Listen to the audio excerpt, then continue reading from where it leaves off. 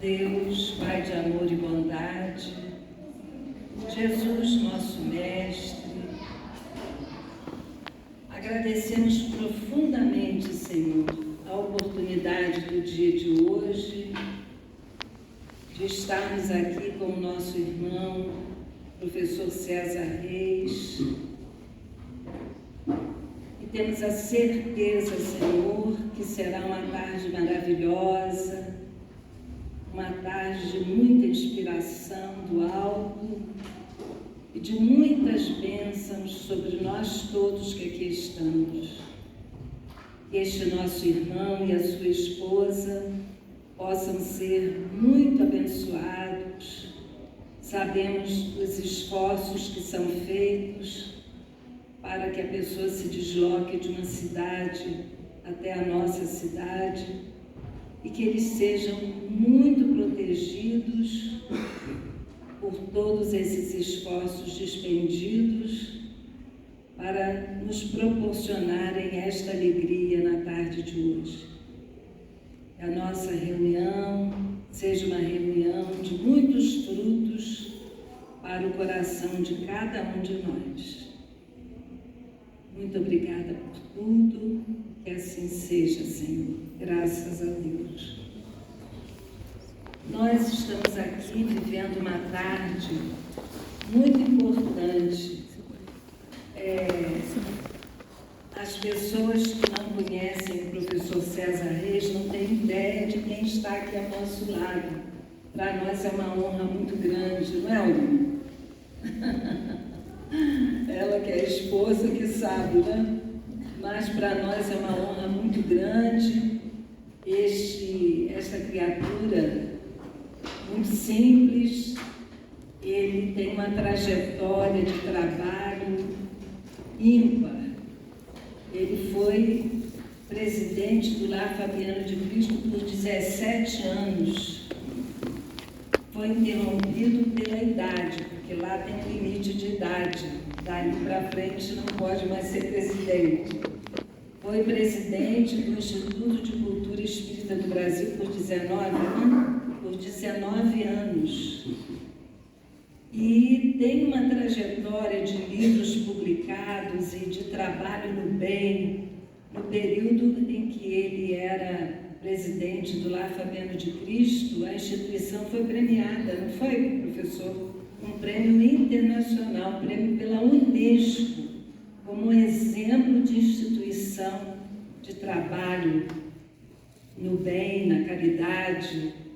É um prêmio que, no mundo, que nos trouxe assim um prestígio muito grande para o nosso país e para a nossa doutrina.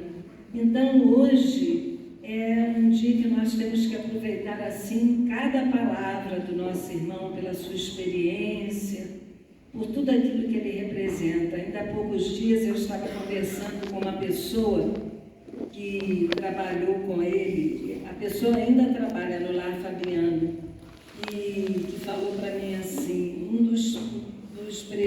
uma das coisas que eu mais tenho que agradecer a Deus na minha vida é ter tido a oportunidade de trabalhar perto de uma criatura como o professor César Reis.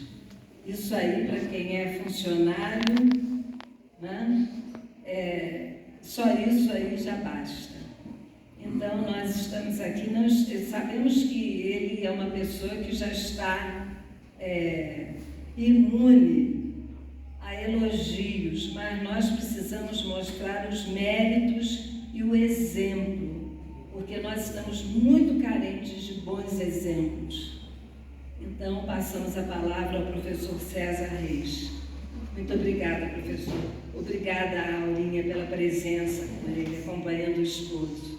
Vivemos bastante com o nosso Humberto, querido companheiro. Trabalhamos juntos no processo de unificação do movimento do Estado do Rio de Janeiro, quadro inesquecido de lembranças, grande trabalhador. Enfim, ouvir essas coisas aqui, sentir essas coisas, ver as pessoas, os olhares, os sorrisos, né? Isso aqui são bálsamos para o nosso coração tão necessitado. Mas de exemplo, é muito ao contrário. Esse livro que nós estamos lançando, nasceu assim de uma reprimenda. E nós estamos estudando o Evangelho segundo o Espiritismo, especialmente o capítulo 3º e o item 4, quando Allan Kardec nos explica que há toda uma trajetória de evolução dos planetas, que as coisas começam assim, naqueles planetas em que as pessoas têm as primeiras encarnações, né? São planetas primitivos. Depois vem uma etapa das provas e das expiações. Estamos vivendo isso, né? Sentindo onde o mal ainda prepondera, né? Mas, graças a Deus, não fica por aí. E depois vem a era da regeneração, onde assim, é como se fosse uma clarinada no tempo novo, o bem começa a se colocar na terra. E vai mais lá dentro, porque vem os mundos ditosos, felizes, onde o bem já tomou conta, né, de todas as coisas. Deve ser muito bom viver num mundo desse. E além disso, há ainda os mundos celestes, né? Nós estamos olhando essas coisas e ouvindo falar, olha, nós estamos passando do tempo das provas, das expiações, para a era da regeneração. E fiquei olhando, será que isso é verdade mesmo? Será que nós vamos passar para a era da regeneração? Afinal de contas, bomba atômica, guerras, né? Tragédias inenarráveis, esse pessoal fugindo lá da África pelo mar Mediterrâneo, desencarnando uma opção de gente, guerras terríveis, na região onde Jesus nasceu, morrendo uma opção de crianças, civis, uma tragédia, né? Ameaça de guerra nuclear. Será que a gente vai passar mesmo para a era das provas e expiações? Tanta droga tomando conta, o sexo desvairado, essas loucuras todas que nós estamos vendo. Será que a gente vai... É isso que estava passando na minha cabeça, sabe? Será que a gente vai passar mesmo para a era da regeneração? Nessa altura, entrou assim pela janela do nosso apartamento, a gente mora ali em Niterói, sabe? Entrou pela janela do apartamento um ponto azul. Era um ponto muito bonito. E aquilo veio se aproximando de mim, eu fui quase que hipnotizado, olhando para aquele ponto azul. Quando se aproximou, não era bem um ponto, eram as pontas de uns dedos finos, e foram se abrindo pouco a pouco, e uma mão apareceu, depois o braço. Era uma moça linda. Ela botou a mão na cintura. Você está duvidando de Jesus? É reprimenda. Vem comigo. E aí nós saímos com ela pela janela do apartamento. Daqui a pouco passamos pela Baía de Guanabara. Eu fui vendo do outro lado aqueles verdes maravilhosos, aquelas casas incríveis. Havia assim em cada casa, havia assim um grande jardim na frente, lindas cores, flores, pássaros cantando. Era uma coisa espetacular. E a minha amiga disse assim, pois é, aqui há sempre 2 jardins. O jardim físico, na frente da casa das pessoas, porque existe um jardim espiritual no coração das pessoas. As cores, os pássaros cantando, as luzes, os perfumes estão dentro das pessoas. Por isso nós temos aqui esses jardins na frente das casas. Eu achei aquilo muito estranho, porque no fundo das casas havia assim uma horta muito grande. Não havia edifícios, eram casas, muitas casas, uma ao lado da outra, e hortas maravilhosas. Aqui as pessoas plantam as coisas para a sua alimentação, as frutas, as verduras, as raízes, para a sua alimentação. E quando sobra alguma coisa, sempre vão servir alguém que está faltando. Nesse tempo novo, não há fome, não há miséria, porque nós temos uma nova economia, nós temos uma nova estrutura financeira, uma outra relação entre as pessoas, que cria uma outra relação entre os países. Nós temos um tempo novo, onde não há mais miséria no mundo, onde não há mais dores, angústias, frustrações, analfabetismo, não há tragédias, ignomínia. O mundo está muito mais arrumado agora, e as pessoas vivem entre si muito melhores, nessa relação rica, generosa, acolhedora de umas para com as outras. Mas vamos continuando, nós vamos avançando, fomos avançando. Se você está duvidando de Jesus, olhe o panorama maravilhoso, os verdes, muitos verdes coloridos, verdes amarelados, azulados, verdes mais claros, uma beleza, a natureza, uma festa maravilhosa que eu estava vendo, que coisa incrível. Disse, pois é, disse a minha amiga, há 4,5 bilhões de anos, quando este planeta começou a se formar, Jesus já estava aqui, e já era um Espírito puro. Olha a distância. Você ainda duvida de Jesus? Ela dizia isso para mim. Há 4,5 bilhões de anos, ele começou a organizar a natureza da Terra. Naquela época, era uma época assim, só de física. Havia assim, fogo, muito calor, muitas rochas, era matéria, aí o processo de organização eram átomos ainda desorganizados, arrumados, e Jesus, com a sua equipe de espíritos celestes, eles começaram a organizar a natureza intraatômica desse planeta, e passou muito tempo, daqui a pouco esses átomos começaram a interagir uns com os outros, segundo a estrutura que Jesus passou para ele, que é toda uma questão espiritual, organizando a natureza das coisas. E daqui a pouco, além da física, nós temos a química, porque começa a aparecer substâncias, começa a aparecer os minerais, e a coisa começa a se desenvolver. O planeta está se organizando, milhões e milhões de anos se passam, mas a equipe de Jesus está ali cuidando, ele orientando tudo isso. Há 3,8 bilhões de anos, olha, é muito tempo. Agora, aquela física e aquela química, graças ao princípio vital, começam a gerar a vida. E aí nós não temos só física e química, temos agora biologia. Uma célula aparece, depois são 2 células, depois 4, depois 8, depois 16, depois 32, depois 64, depois 128, e vai por aí. E elas começam a interagir e começa a aparecer o reino mineral, depois o vegetal, depois o animal, e vai crescendo, desenvolvendo, cada vez mais complexo. E a equipe de Jesus está lá. E você ainda duvida de Jesus? 3,8 bilhões, a vida começa a aparecer. Química, física, biologia. Vamos dar um grande salto, porque assim, há uns 8 milhões de anos, é muito tempo, é que aparece a última avó dos hominídeos e dos não hominídeos. Começa a haver aquela separação, e o início de uma preparação que daqui a muito tempo vai dar o surgimento de uma estrutura física capaz de ser habitada por um espírito vitalizado. E Jesus já estava ali, cuidando dessas coisas, preparando tudo isso, para que os animais cada vez mais complexos, a vida cada vez mais complexa, mais sofisticada, pudesse lá na frente dar surgimento a um ser humano, um ser do Homo sapiens sapiens. Muito tempo se passou. Isso é incompreensível para a sua mentalidade, dizia minha amiga. Incompreensível, mas é muito tempo que se passou. E afinal de contas, vamos assim dar um grande salto, porque é mais ou menos há uns 500 mil anos atrás, 1.000 anos atrás, o homem já estava nos seus vários aspectos na Eurásia.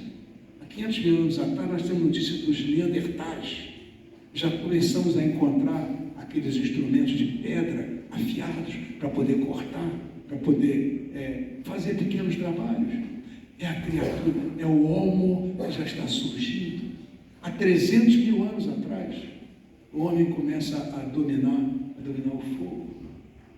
Há 200 mil anos atrás, certamente, aparece uma criatura muito especial na face da Terra. Ele é chamado pelos cientistas o Sapiens Sapiens. O outro somos nós. Começando a nossa trajetória há muito tempo, Jesus já estava por aí, organizando as coisas, preparando a chegada das primeiras encarnações, o mundo primitivo. Éramos nós, 200 mil anos atrás, até um pouco mais. E aí nós começamos a povoar, sobretudo, estrutura da África, o centro da África. O mundo, por aqueles tempos todos, passou por muitas mudanças. E agora, ali no centro da África, existe um grupo de pessoas que começam a tomar uma decisão importante. Há 70 mil anos, repare, 200 mil anos atrás, o Sapiens já estava aí. Há 70 mil anos, um grupo lá no interior da África resolve subir para o norte e depois para o leste, começando a caminhar. O homem caçador, o homem nômade, de um lado para outro, de um lado para outro, povoando a terra. Há 45 mil anos, o homem já começa a chegar à Austrália. É o Sapiens sapiens. E daqui a pouco ele toma conta do mundo. Ele vai para as alturas do Himalaia, desce do outro lado, passa pela China, chega na península da Coreia e finalmente ele vai lá para o que nós hoje chamamos de Sibéria. Tudo gelado. Nesse tempo todo, a Terra passou por grandes mutações de clima, temperaturas altíssimas, gelos tremendos, frios inomináveis, e a criatura vai caminhando de um lado para o outro, milhares e milhares de anos, somos nós.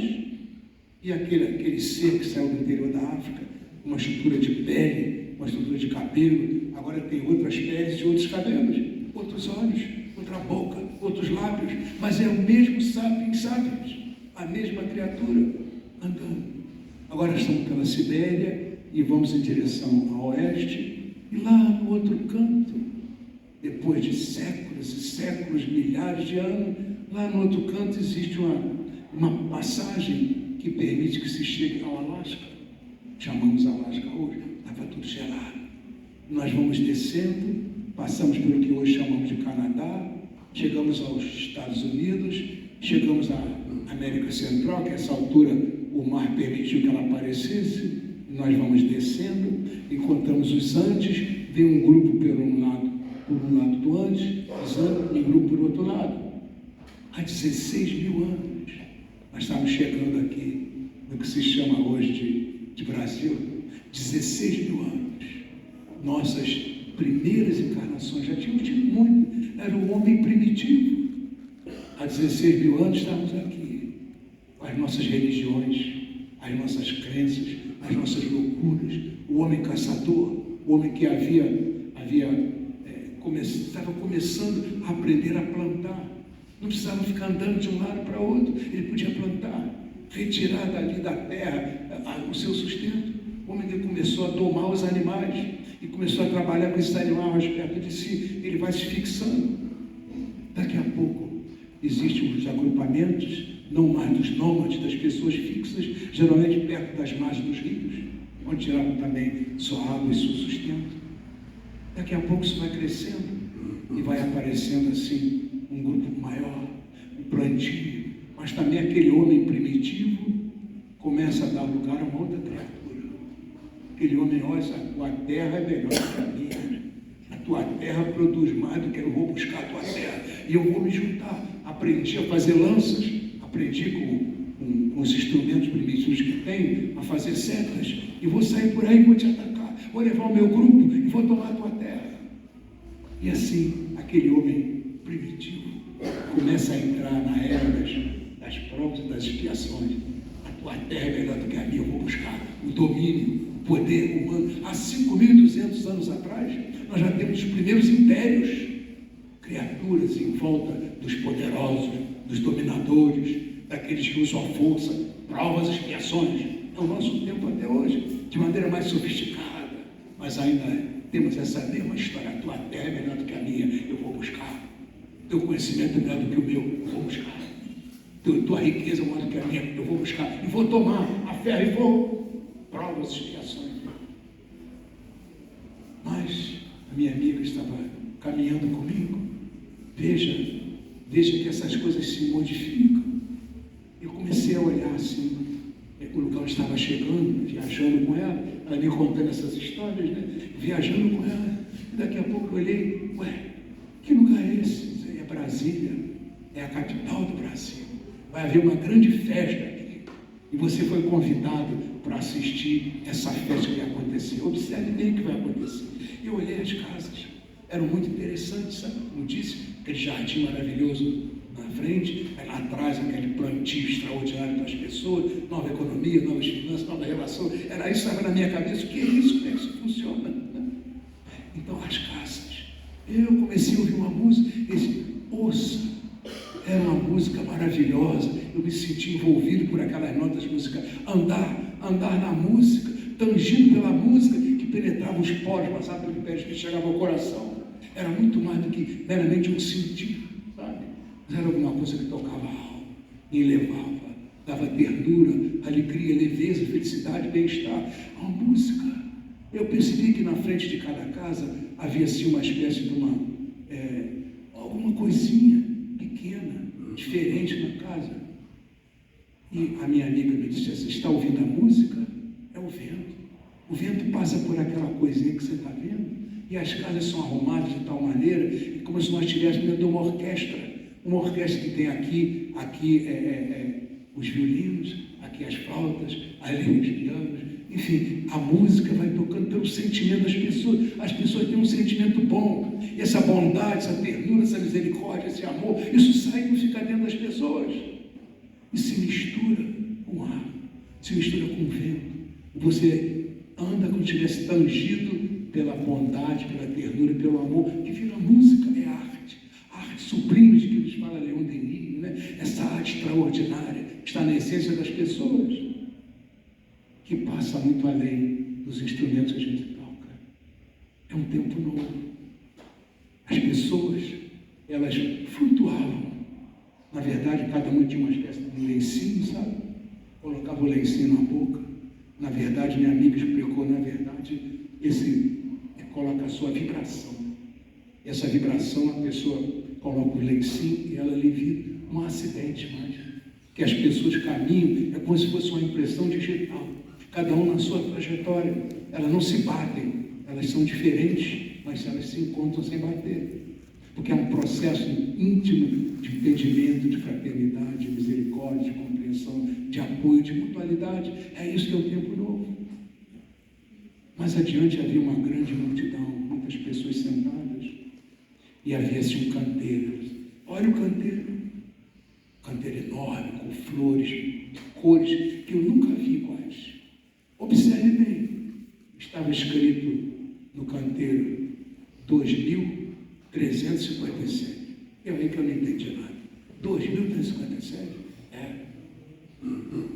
Olha um pouco mais. Aí tinha um canteiro ao lado, nós caminhamos, olhando, estava escrito 18 de abril. Agora eu entendi. 18 de abril, conheço essa data. Em 18 de abril, lá em 1857, veio a primeira edição do Livro dos Espíritos. Eu fiz a conta, né? 1857, mais 500, 2.357. Mas, pois é, meu amigo, você está sendo convidado para assistir uma festa que nós estamos comemorando a humanidade inteira. Estamos comemorando os 500 anos do Livro dos Espíritos. Imagine aquele conceito de Deus, né? O nosso Pai, a nossa luz, o nosso Criador, a certeza absoluta, a lei perfeita, a misericórdia total, aquele Deus.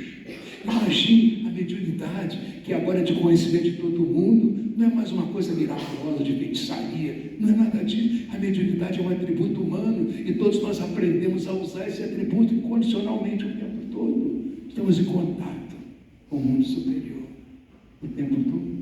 Imagine a reencarnação, colocado dentro da lei de causa e de efeito. Você faz coisas boas, você vai colher inevitavelmente coisas boas. Mas se você faz coisas que não são boas, inevitavelmente você vai colher coisas. É a lei. Mas a lei se faz ao lado da misericórdia do Pai. Por isso, o processo de evolução, que ultrapassa de largo aqueles conceitos de Lamarck, ultrapassa de largo aqueles conceitos de Darwin.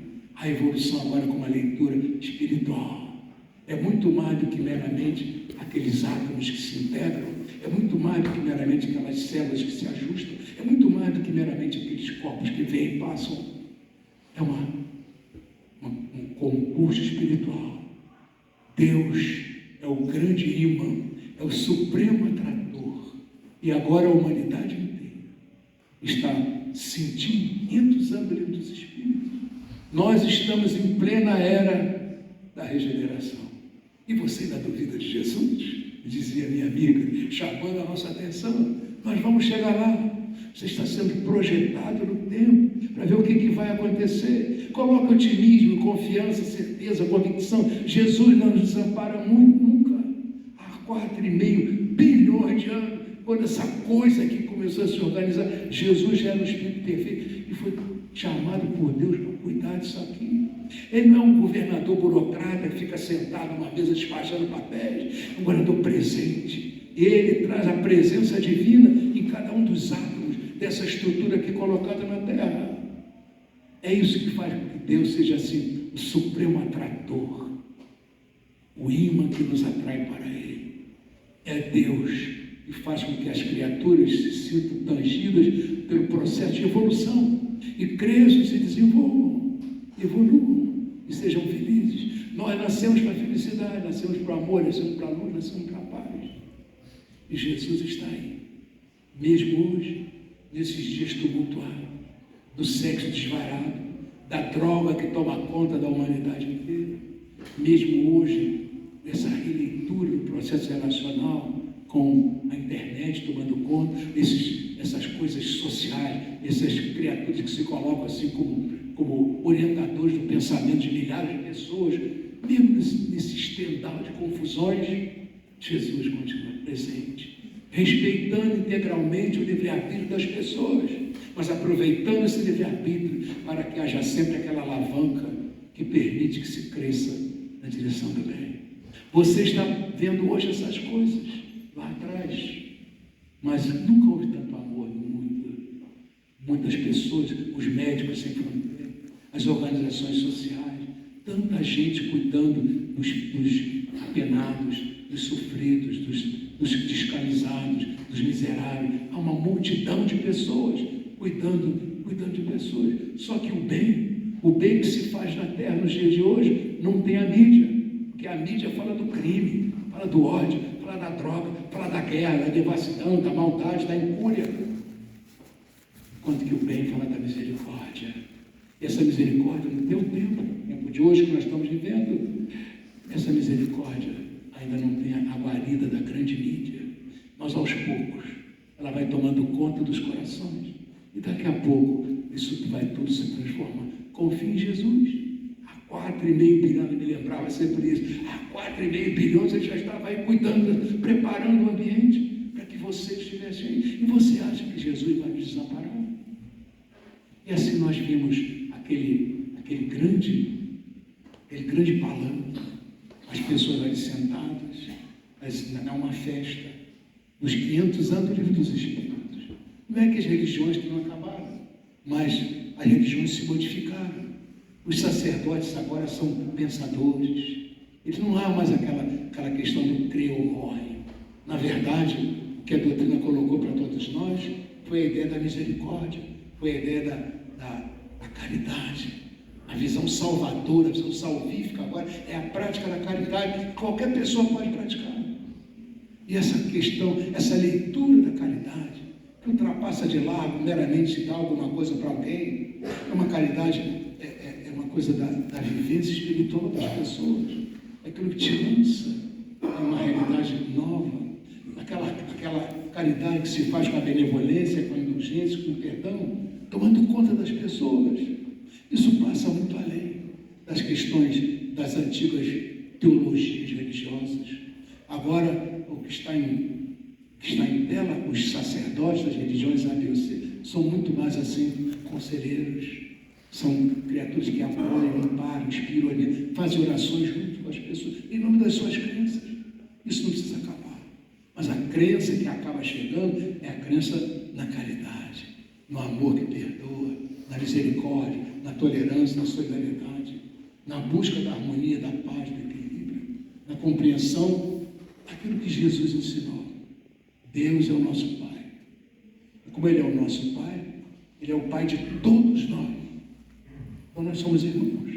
O que nós temos que aprender, e aprendemos isso com a prática da caridade, é que a fraternidade deve estar à frente de todos os nossos cometimentos, todos os nossos pensamentos, sentimentos, atividades, atitudes. Fraternidade, porque nós somos irmãos. É o que Jesus nos ensinou. E outra questão que ele colocou para nós é a questão do próximo. Porque amar a Deus é através do amor ao próximo. Amar ao próximo como a nós mesmos. Esse alto amor, compreendendo que nós somos seres divinos. E esse é um novo processo de educação, botar para fora a divindade, que é a nossa realidade profunda. Aliás, essa é a palavra extusere. Na verdade, é exteriorizar, botar para fora a educação, a divindade, que é a nossa realidade profunda. Isso aqui é o educar. Exteriorizar o Deus que nós somos. Mas nós não somos ninguém. Mas eu sou capaz de dar um sorriso bom para você, no seu sofrimento. Eu sou capaz de estender a mão quando você está com alguma dificuldade. Eu sou capaz de ter um pensamento bom para você, quando há uma injustiça tomando conta da tua vida, uma dor. Eu sou capaz de orar por você. Você não precisa nem saber, mas eu sou capaz. Isso são aspectos da divindade que fazem parte da nossa essência. Eu não sou capaz dos grandes pensamentos, dos grandes sentimentos, das grandes atitudes. Não sou capaz disso. Mas Deus é a grande luz. Mas a luz se acende com pequenas luzes. Então, um pequeno gesto de amor, uma pequena intenção de ternura, uma pequena boa vontade, alguma coisa pequena que sai de mim, um bom pensamento, uma boa intenção, um sorriso amigo, uma mão que se estende, um abraço que se dá, um calor que se passa. Isso são aspectos da nossa divindade. E quando você coloca isso tomando conta de você, você está sendo uma pessoa realmente educada, botando para fora o Deus que você é. Não é ainda o grande Deus, porque o grande Deus está muito fora dos nossos limites, da nossa compreensão, mas esse pequeno Deus está aqui dentro, e que é o Deus integral. Vós sois deuses. Começa a se exteriorizar quando você se educa para uma nova relação, se educa para um novo sentido. E é isso que a doutrina espírita propõe, uma nova educação, uma nova proposta de vida, uma nova relação com as pessoas com as quais você convive, com seus amigos, com seus inimigos. Uma nova relação, um pensamento bom, um sorriso de paz, uma mão que se estende, um abraço que você dá. São coisas de Deus. E aos poucos a doutrina espírita vai colocando essas questões. Isso não vai aparecer nas manchetes dos jornais, mas isso vai acontecer dentro de você, no seu dia a dia, no seu olhar, no seu sorriso, na sua boa vontade, na sua paciência, na sua tolerância, na sua compreensão, na sua solidariedade, dentro de você. É a manchete da sua alma, uma criatura educada na direção do bem. É a grande proposta da doutrina espírita. E quando você vai comemorar 500 anos da doutrina espírita, imagine essa mensagem. Está chegando dia após dia. E é por isso que a festa em Brasília, que aqui é o coração do mundo, a pátria do Evangelho. Lá atrás, há muito tempo atrás, Jesus verificou que os cristianismos que proliferavam na Europa estavam bastante manchados. Eram só as guerras, né? A perseguição, a Inquisição, as torturas, as cruzadas, em nome do Cristo. E Jesus, que vem comandando essas coisas, temos que reorganizar essas coisas. Vamos levar essa árvore do Evangelho no lugar onde ela possa prosperar efetivamente, que aquela está muito contaminada. E foi aí que se organizou a Escola de Sagres. Foi aí que grandes almas reencarnam na Escola de Sagres, os grandes sábios, aquelas criaturas que aprenderam a navegar no mar Mediterrâneo, agora reencarnam naquela região, em Portugal. Os portugueses, que há muito tempo conviviam com os muçulmanos e aprenderam essa convivência. Os portugueses, que eram muito mais negociantes do que conquistadores, diferente, por exemplo, dos espanhóis, diferente dos ingleses, diferente dos holandeses, que arrancavam tudo que podiam. Por isso, em Portugal se organiza a Escola de Sagres. Dali, eles aprenderam as contas de fazer navio. Imagine sair daqueles barquinhos que se usavam antigamente, agora aqueles galeões enormes, com aqueles velames gigantescos, conta de navio, grandes sábios, nova matemática, grandes sábios, nova astronomia, grandes sábios para fazer novos instrumentos. E aí os sábios saem de Portugal e vão pelo mar, o grande mar Oceano Atlântico, começam costeando a África, mas depois afastam-se e chegam a um lugar, a terra de Santa Cruz, a ilha de Vera Cruz, Brasil. E lá estávamos nós, há 16 mil anos, aprendendo os segredos das plantas, das ervas, fazendo xaropes, ungüentos, cataplasma. Os nossos deuses somos nós, os índios, os indígenas, os naturais ali. Jesus, vamos colocar lá os portugueses, acostumados a conviver com os muçulmanos, acostumados com os processos de negociação, vamos colocar eles a encontrar com os indígenas, mas vamos levar lá os africanos, porque os africanos têm as religiões mediúnicas. Vamos organizar naquele país alguma coisa que seja dessa inter-relação extraordinária. É uma pena, né? Jesus respeita o livre-arbítrio dos homens. Nós pegamos os indígenas e jogamos para longe, arrancamos as coisas dele, pegamos os africanos e escravizamos. Atrasamos 300 anos. 300 anos no processo evolutivo. Vamos resgatar isso duramente. E nós fizemos isso, escravizando, expulsando, expelindo, conquistando coisas. Mas Jesus tem paciência, Deus é misericordioso e Jesus está bem. Vamos chegar lá, as coisas vão passar. Aqui, olha, o Brasil realmente é muito especial.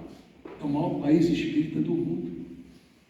O espiritismo nasceu na França, mas aqui são milhares e milhares de espíritas, centro espírita por tudo quanto é lado, no Brasil inteiro. Ao lado do centro espírita tem sempre um trabalho social. Isso é muito importante, porque dá a tônica do que é a proposta espírita. Uma relação de apoio, de amparo, de inspiração. Estudo, sim, mas de ajuda ao próximo. Que essas coisas têm que andar ligadas umas às outras. O espiritismo, então, o Brasil é o maior país espírita do mundo. Por causa dessas questões religiosas, o Brasil é o maior país católico do mundo. E também mais de 250 confissões evangélicas diferentes. O maior país evangélico do mundo. Veja a espiritualidade. Isso você não encontra em lugar nenhum no mundo. Isso nos marca. Eu tive o privilégio de viajar pelo mundo inteiro e tive a ocasião de ver isso. Você chega nos Estados Unidos e apresentar um americano, quando você se aproxima dele, dá um passo para trás. Mas a coisa, brasileiro, você encontra uma pessoa que você nunca viu, daqui a 5 minutos está de braço dado, tomando um cafezinho, conversando. Porque é assim. É aqui que se aprende as coisas. Nós temos um amigo que mora hoje em Orlando, lá nos Estados Unidos, na Flórida. Ele aprendeu o espiritismo na Casa Espírita Modéstia, nós trabalhávamos juntos. E daí ele saiu da profissão dele, mudou-se lá para a Flórida. E montou na casa dele um evangelho lá. Como é natural, né? Daqui a pouco começaram a chegar outras pessoas. Teve que montar um centro espírita. E daqui a pouco era tanta gente. Hoje ele tem em Orlando uma sala com 250 pessoas, na imensa maioria americanos, ouvindo as palestras, ouvindo o estudo que, graças a Deus, nós temos hoje livros em inglês. É isso. Você vai na Suíça, é o brasileiro que vai lá e monta o trabalho espírita. Você vai na Alemanha, é o brasileiro que vai lá. Você vai eu estive na China, é o brasileiro que está lá. Com 11 pessoas, 12 pessoas, 10 pessoas. Em Cuba, aquela mistura toda, com aquela visão que nega muitas vezes a religiosidade, mas está lá. No mundo inteiro. Por isso que a minha amiga se lembra disso. Coração do mundo, pátria do Evangelho. Vocês são as pessoas que estão aprendendo essas coisas para instalar nesta vida ou em outras vidas o Evangelho no coração de muitas outras pessoas, aprendendo aqui, com essa leitura que se faz do Evangelho de Jesus. Evangelho associado ao bem, ao amor, à reforma íntima, à transformação interior, a uma nova educação, a uma nova criatura. É assim, o coração do mundo sai. Se o Brasil é o coração cisto e diástole, cisto e diaeribate, e faz o sangue circular. Mas se o Brasil é o coração, o mundo é o corpo, é o organismo inteiro. Então é preciso que esse coração bombeie o bem, para que possa o organismo inteiro ter uma nova saúde. Por isso o coração do mundo é a pátria do Evangelho. Não é uma destinação sem efeito, não é uma escolha arbitrária, é uma tarefa, é um trabalho, é um esforço, uma missão que nós devemos assumir. E ali nós estamos conversando, e a minha amiga dizendo, como sempre, você ainda duvida de Jesus? Essas coisas estão sendo preparadas, se espalhando pelo mundo inteiro. Que nós trouxemos os africanos com a sua visão dos cânticos, das senzalas, com a sua visão sofrida, com a sua visão mediúnica, que estão muito simples, muito respeitáveis, e a mediunidade, que faz parte do que nós estamos aprendendo, essa coisa do respeito que o Espiritismo coloca, da tolerância, isso vai impregnar a era nova, respeito, tolerância, solidariedade, compreensão, estima. É isso, a era nova. É o que está fazendo aqui. Quando se fala em coração do mundo, pátria do Evangelho, é uma missão para nós, que temos que nos renovar, para que respeito, tolerância, solidariedade, compreensão, estima façam parte da nossa maneira de ser, para quando nós estivermos aqui, nós vamos desencarnar e vamos encarnar em outros países. Vamos levar esse conhecimento que estamos aprendendo hoje da doutrina espírita e vamos dar o exemplo, seja qual for a religião que a gente vai ter no outro país, vamos dar o exemplo da solidariedade, da compreensão da vida. É para isso que você está aqui hoje, aprendendo essas coisas, disse a nossa amiga.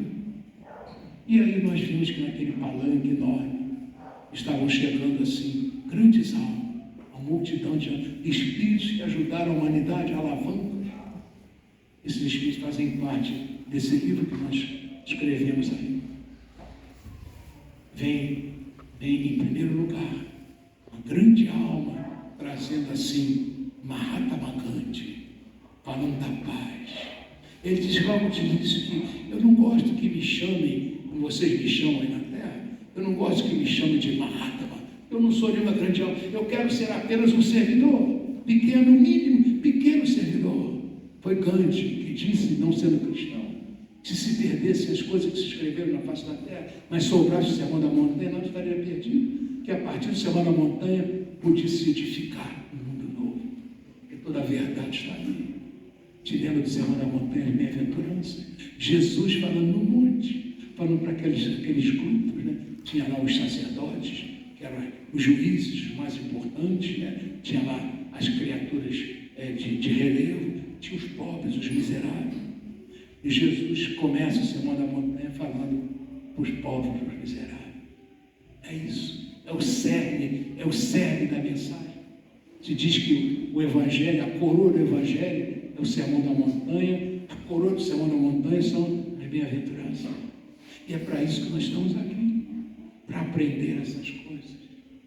Para aprender, isso é muito mais do que uma aprendizagem intelectual, é uma aprendizagem moral, uma aprendizagem para o espírito, de uma nova ética, uma nova maneira de ser, que é o que vai tomar conta da humanidade na era da regeneração, uma nova ética, uma nova maneira de ser, de compreender as coisas. E aí, Mahatma Gandhi nos fala dessa paz. Nós devemos preliminarmente acender um grande farol e voltar para dentro de nós mesmos. Ele estava lembrando Sócrates no Conhece-te a ti mesmo, para que você possa, encontrando as suas deficiências, se iluminar, apagar as deficiências. É isso que é uma alavanca para o homem novo. Reconheça as suas dificuldades, apague as suas deficiências e cresça para um tempo novo, iluminando-se, para que os outros vejam também.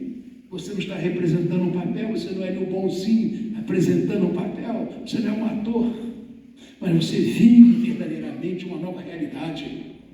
É preciso força, energia, compreensão para que faça isso, a renovação. Daqui a pouco veio uma outra luz grande e aparece uma criatura que eu, à primeira vista, não reconheci. Era um senhor idoso, as mãos compridas, fortes, calosas, com um cajado na mão. E as pessoas, os espíritos todos se afastaram, reverenciando aquela criatura. E a minha amiga disse, não conhece? Eu disse, não, veja bem, Paulo de Tarso, ele era o grande perseguidor dos cristãos, e ele acabou indo para Damasco, autorizado pelo Sinédrio para torturar, matar, se necessário, os cristãos que estavam começando. Mas quando ele chegou na porta de Damasco, teve aquela grande visão. Saulo, o nome dele era Saulo, do Saul, o rei Saul, montado num cavalo poderoso, com a sua equipe toda montada em cavalo. No alto do cavalo era Saulo, poderoso. Mas aí veio a visão.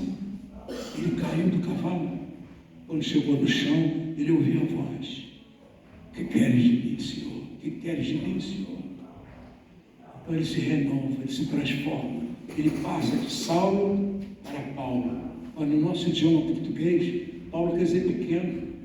Veja, paulatinamente, né? Eu vou avançando passo a passo, a pouco. Imagina essa leitura extraordinária. No alto do cavalo, glória, poder, domínio, mando, Saulo. No chão, Senhor, o que queres que eu faça? Paulo. Essa visão é perfeita. Mas Paulo estava com os olhos tampados.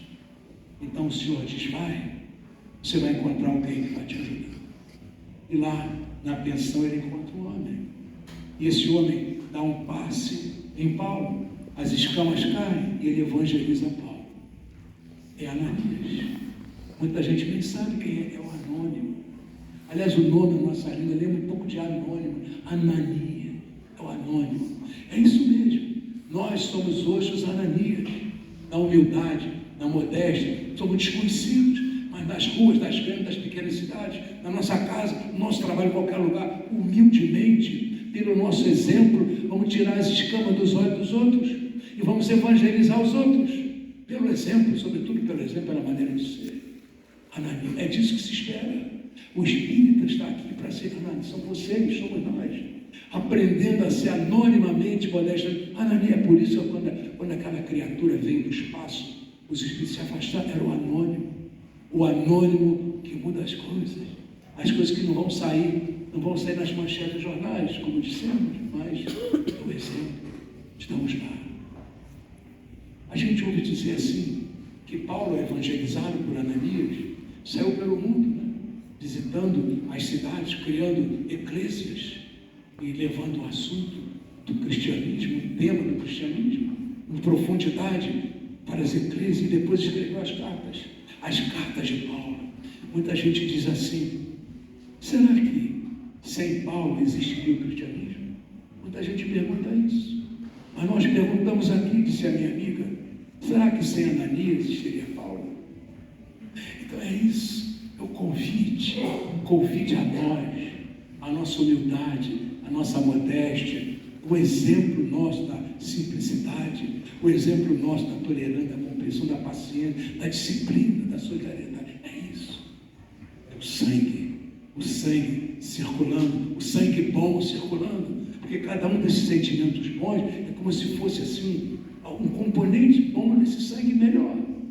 O sangue circula no grande corpo que é a humanidade inteira. É assim que vem a era da regeneração. Por isso as pessoas se homenagearam àquela criatura. Eu nem havia recordado os anônimos. Isso é muito importante. Depois vieram muitas outras pessoas para conversar conosco. Essas entrevistas estão ali, modestamente, no livro que nós estamos lançando. Madame Curie, ela era polonesa e ela veio para a França estudar, era brilhante. Mas era uma mulher que as pessoas não acreditavam em mulheres, aliás, até hoje não acreditam muito, né?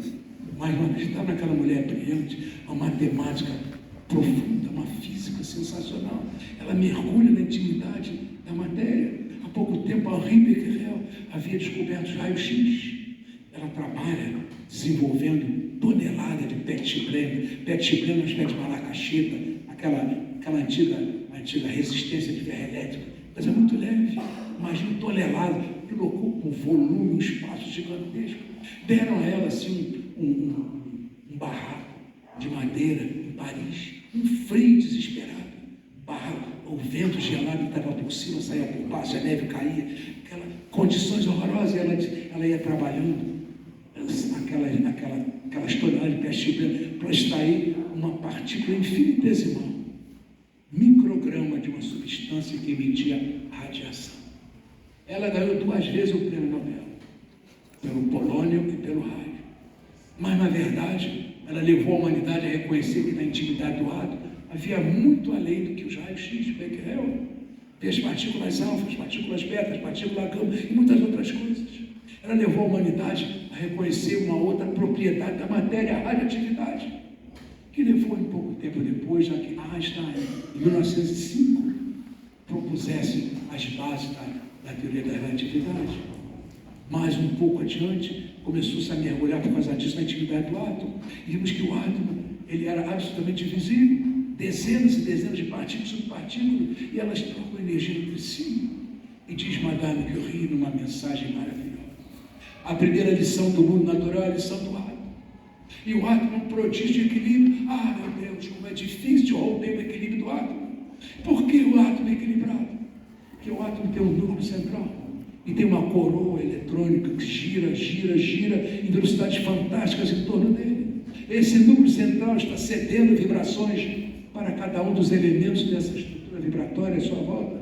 E cada uma dessas partículas e subpartículas está cedendo vibrações para o núcleo central. Essa mutualidade, essa seção recíproca de vibrações provoca o equilíbrio do átomo. É difícil romper o equilíbrio do átomo. Mas nós, seres humanos, somos como se fôssemos átomos. Esse grande organismo que é a humanidade. É difícil romper a estrutura do átomo. E ainda é fácil romper a estrutura da humanidade. Porque nós não temos ainda essa mutualidade, essa coisa de um apoiar o outro, amparar o outro, ajudar o outro, cooperar com o outro. Não temos isso ainda. Quando aprendemos a lição do átomo, trouxemos isso para nós que somos átomos desse grande organismo que é a humanidade. Aí nós temos a nova era, que nós estamos chegando agora nela. É isso que diz Madame Curie. Em 1914, quando estourou a Primeira Guerra Mundial, ela construiu pequenos aparelhos de raio-x pela primeira vez na história da humanidade. Aquela mulher fantástica, aquela polonesa, esquecida pela ciência, mas que ganhou 2 vezes o prêmio Nobel. Ela vai para a frente de batalha, enfrentar o tiroteio, o canhoneio, e ali ela começa a fazer raio-x. Milhares de vidas foram salvas. Tem pessoas feridas que seriam sacrificadas porque não tinham salvação, agora podia refazer os ossos que estavam quebrados. Madame Curie, em 1930 e tantos, ela estava desencarnando. E aí os repórteres perguntam a ela: mas o que levou a senhora a fazer essas coisas? Ela dizia: eu não sei. Havia uma voz, alguma coisa que falava dentro de mim: vai Maria. O nome dela era Maria. Vai Maria. Era uma voz doce, forte, uma voz que eu não podia recusar. Ela falava dentro de mim, e aquilo era claro e preciso. Dizia: vai Maria, o que você vai fazer é bom para a humanidade. Você é um átomo dessa humanidade, contribua para que a humanidade se organize e que seja mais feliz. Se nós hoje temos física quântica, se nós hoje temos o GPS, se nós hoje temos os telefones celulares, lá atrás é Madame Curie dizendo: eu ouvi a voz. E nós estamos ouvindo a voz. Que essa voz que falou dentro de Maria, fala dentro de todos nós. É a intuição. Aliás, a palavra intuição vem de in, significa dentro de intuire e bradar. Há uma voz que brada dentro, é Deus. É Deus, o grande imã, nos atraindo para Ele. E Jesus está presente, ajudando a rearrumação dessa estrutura biológica, somática, espiritual, para que nós possamos ouvir a voz, como disse: vai Maria, vai dentro de todos nós, essa voz nos chamando. E nós vamos falando no livro dessas pessoas. Einstein é um que aparece falando da luz. A luz é uma coisa impressionante de ser, porque quando nós começamos a tentar para a luz, nós não sabíamos exatamente o que era. Mas olha, enquanto você dá uma piscadela, a luz é tão rápida, que ela já deu 7,5 vezes a volta da Terra. Você dá uma piscadela, 300 mil quilômetros por segundo. Agora, imagine o que acontece quando a luz espiritual, que tem a mesma substância, penetra na tua essência. Uma piscadela de Jesus pode mudar como mudou Paulo. Deixe que essa piscadela aconteça dentro de você. Diz Einstein, que começa a ter uma visão de que a luz não se propaga apenas de maneira retilínea, ela também é uma onda. Isso vai gerar um novo universo para a compreensão da matéria, do seu corpo físico, da sua estrutura perispiritual. A era da regeneração está aí, para que essas compreensões tomem conta de nós, e nós possamos comemorar em 2357, realmente, tendo já nascido e renascido como espíritas, deixando essa luz brilhar dentro de nós, nos afetar. possamos contribuir efetivamente para esse tempo. Não está dito nos textos sagrados, diz Einstein, que era judeu. Não está dito que brilhe a vossa luz. Imagina o que essa luz faz dentro de você.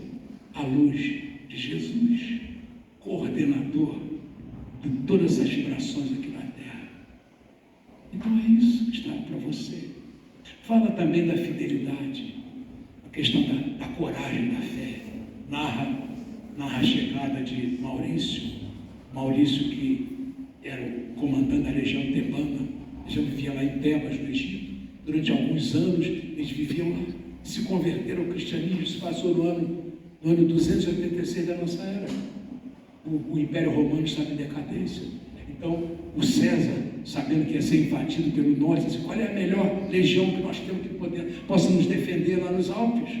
A legião tebana, a invicta, jamais havia perdido uma batalha. Eles eram todos cristãos. Então, Maurício vem, atravessa o mar Mediterrâneo e chega numa região chamada Agaúno, hoje ali é Suíça, na base dos Alpes. Estavam se preparando para o combate que seria no dia seguinte. O próprio César sabia que era tão importante aquela batalha que ele foi para lá. E na véspera do combate, ele disse: nós aqui fazemos os agrados aos nossos deuses, os deuses de Roma, para que eles nos protejam. E amanhã nós possamos vencer a batalha, que é muito importante para nós.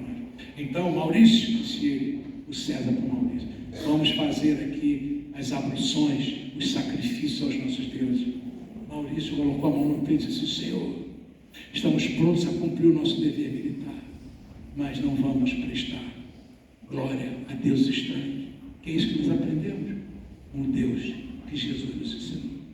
Ele achou muito estranho, disse: eu não vou fazer isso, disse o comandante Maurício, mas aí estão os meus oficiais. Ele afastou-se. Os oficiais eram cristãos também. Nós não vamos também prestar homenagem a Deus estranho. E a tropa estava ali, mais de 1000 homens.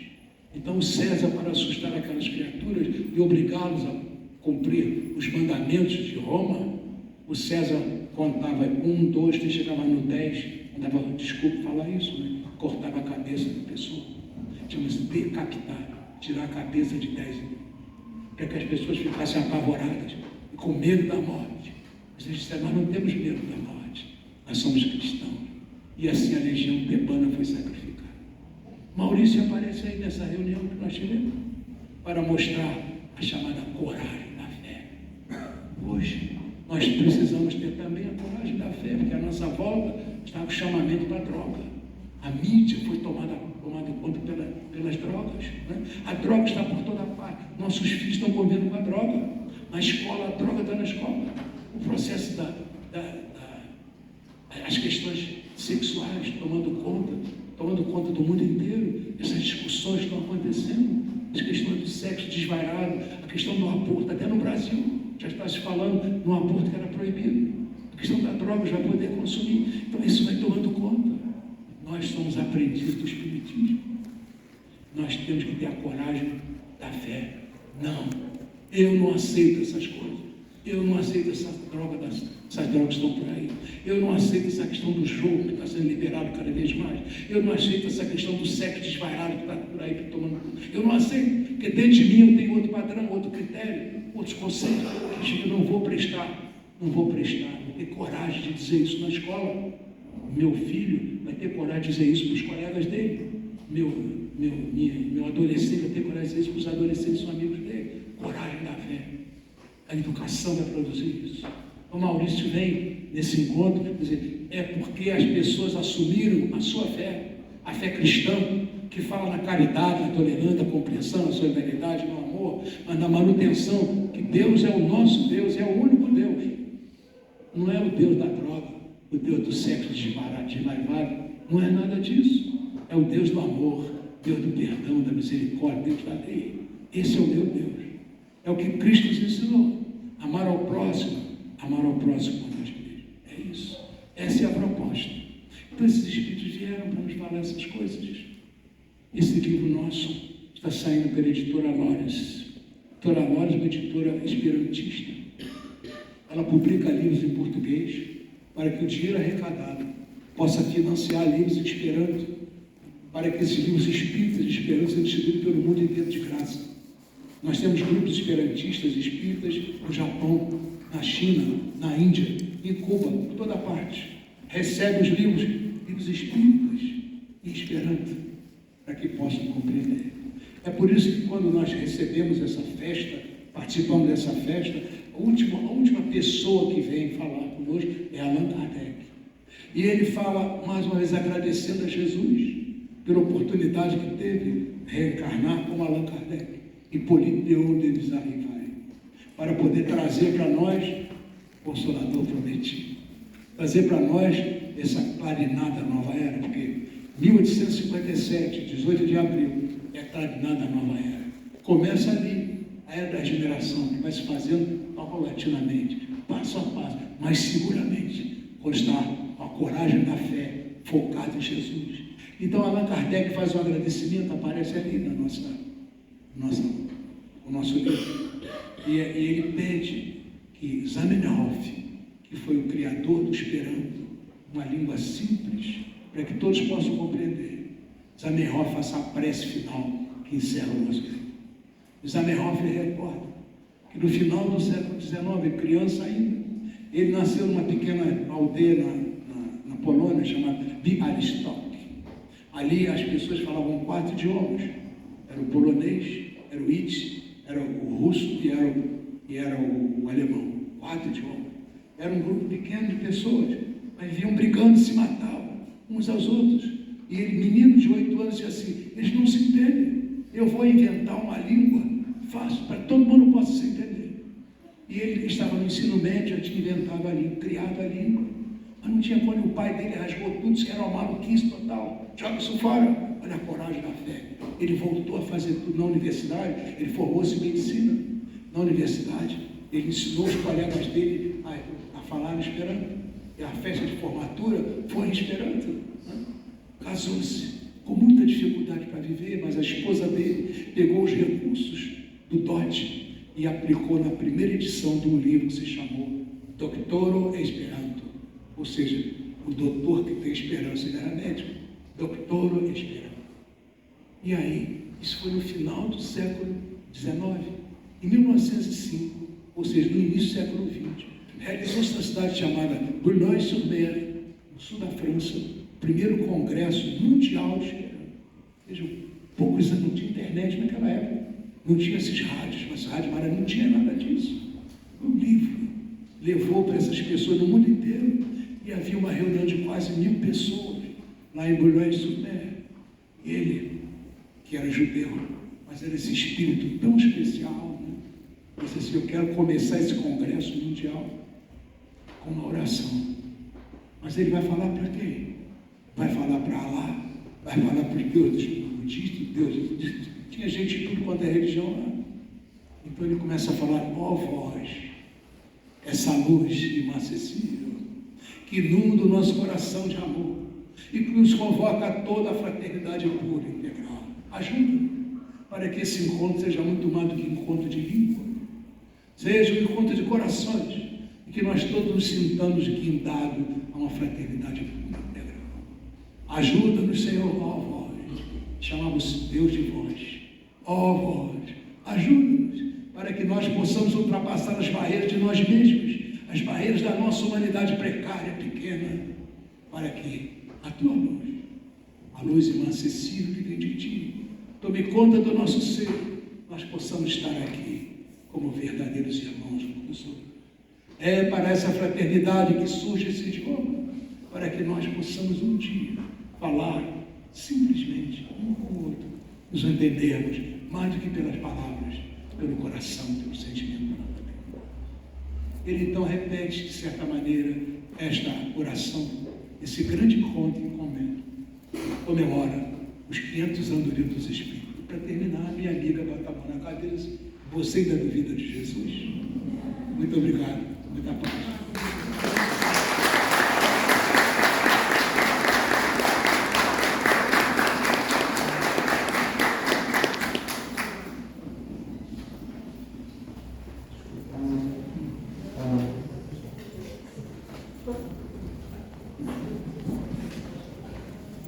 Nós temos palavras para agradecer, não é isso? Muito obrigada, professor César Reis. E nós vamos convidar o nosso irmão Leandro para fazer a nossa prece, nosso presidente, para fazer a nossa prece de encerramento. Agradecendo mais uma vez ao Senhor, a Aulinha que aqui estão, agradecendo ao Sérgio e à Cláudia também.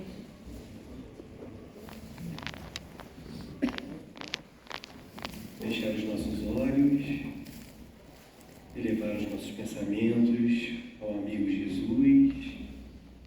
Senhor, só temos a agradecer por essa tarde tão especial que passamos aqui, uma tarde que enche nossos corações de esperança, nos consola um mundo melhor, que nos anima a continuar no caminho do bem. Pedimos, Senhor, que nos ampare, nos sustente a tomar as nossas más inclinações, a combater os nossos vícios e assim nos tornarmos pessoas cada vez melhores, ajudando a construir um mundo mais justo para todos. Mais uma vez, Senhor, pedimos que fique conosco sempre e agradecemos que assim